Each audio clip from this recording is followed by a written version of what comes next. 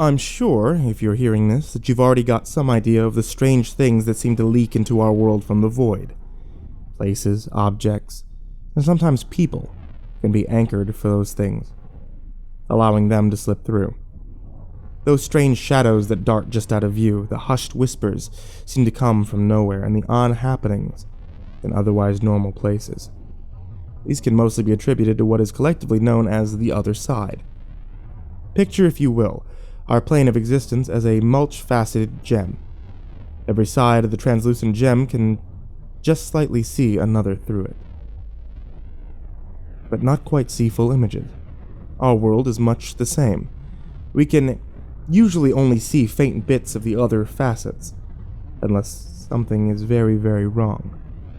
Oftentimes, the events that cause us to gain insight into the other realms of our world are dangerous, mentally scarring, and tampering with them can cause the curious, very severe issues. But still, there are many of you out there that are curious. You read accounts of these incidents, whether factual or twisted and embellished second-hand retellings. Some even outright fake. And you start to wonder, what would it be like to have another taste of those adventures? Maybe you felt cold winds brushing on your arms in still rooms, or seen something you can't account for and grew to enjoy the feeling.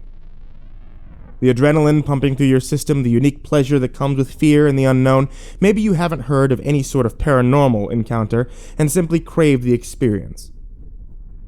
You might want a story to tell your friends, or you might want to prove the fact that these things can and do happen.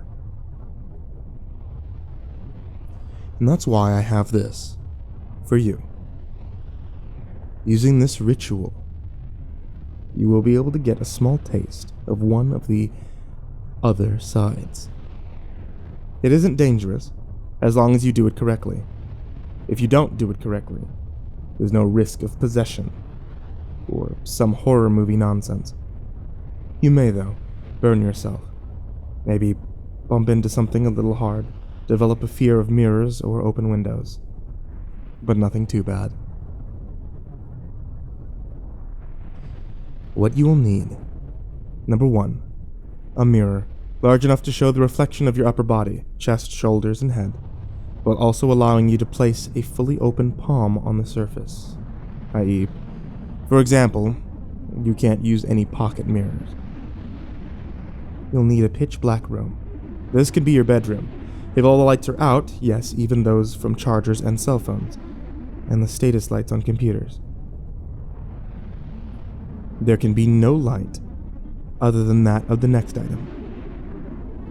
A candle, large enough to faintly illuminate the mirror in an otherwise dark room.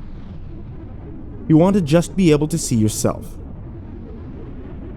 You will also want it large enough to last up to an hour without going out. Those tall religious candles you tend to find at the dollar stores should be plenty enough. You will need an alarm of some sort. You'll want to wake up at an optimal time. You'll need somewhere comfortable to sleep for at least a few hours. First, you're going to want to make sure that you have a large enough mirror. If it's not big enough to reflect the requirements at a full 1:1 scale, you're not going to have a proper result. It won't cause any problems, but it won't work correctly either. Make sure that the room that you're going to be doing the ritual in is pitch black. I cannot stress this enough. You need to make sure that the only light in the room will be the candle that you use. Cover slits under the doors, cover the windows, turn off lights, leave your cell phones and illuminated watches in another room, just as with the mirror. You won't get some too spooky for me curse or something if you ignore this. You'll just not get results. To make your experience a little easier, make sure that you have something to set the candles on. This can be a chair or a stand, or even the side of the bathtub. When doing the ritual, you'll be facing the mirror. You don't want to see the flame of the candle. You want to have that hidden behind your body, at least to be raised enough to dimly illuminate the mirror. You want to be able to just make out details. As I keep repeating, you mess up here, and it won't harm you. It'll just waste your time. Make sure that you get a few hours sleep. You want about 2 hours or so. Make sure your alarm is nice and loud to wake you up. Being in a just awoken state is what allows you to perceive many of these paranormal events. It'll help you here as well. You can, though, do it on a full night's sleep or in the middle of the day. A side note, if you're going to half-ass any of this, don't even bother doing it. You're just going to waste your time and feel like an idiot when you don't get results. But here's what you do. Wake up and enter the room you're doing the ritual in. For simplicity, I'll just be saying bathroom from now on. Once inside, make sure the bathroom is pitch black. Light your candle and place it behind you on a stand of some sort. Ensure the candle and its flame cannot be seen. Stand directly in front of the mirror and put your non-dominant hand against it, off to the side so you can still see your face without obstruction. Leave your hand still. Do not press too hard, but make sure your palm and fingers are lying flat. Stare into your own eyes. Alternatively, if you have problems keeping eye contact for whatever reason, stare at the point of your nose directly between your eyes. Keep focus here as long as possible.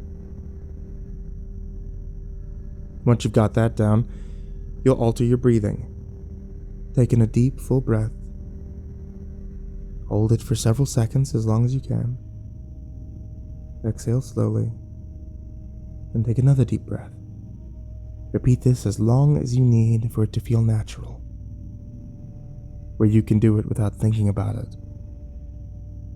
Continue staring into the mirror with your palm on it. Eventually, one or more of these several different things will happen, depending on the condition, how well you followed instructions, and how attuned you are to such things. The possible results are as follows. You may start feeling the glass under your palm crawl and squirm, possibly even buzz and vibrate. It might feel like putting your hand on a low bass amp, or it could feel like sticking your palm in a pit of insects. You may start noticing distortions in your own face. Many people claim to see family members who have passed, but others tend to see alterations on their own face, from animalistic to demonic. You may hear voices, whispers, odd sounds, often mechanical in nature, or in some cases music. The volumes of these sounds varies from account to account. In extreme cases, some people claim to have seen their scenery change. Now, this could be subtle, changing in the wall colors to not even being inside any longer. People have also claimed to see others in the reflection beside themselves. Again, these are extreme cases and tend to happen to those who keep focused for long periods of time. Finally, to end the ritual, return to your normal breathing and close your eyes for a moment. Open them and turn on the light. Put out the candle and that's it.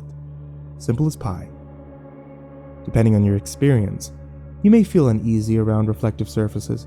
You may want to avoid and or cover them for the next few days. Nothing's going to get you, unless you're already in an endangered location. It may comfort you. Your experience may vary from the above results, and it probably will be different each time you do this. But as a final note, I do not suggest doing this with a glass door facing a pitch black area. Mirrors are safe. They just let you, and then, look back and forth. Doors and windows are a different story. They let things in.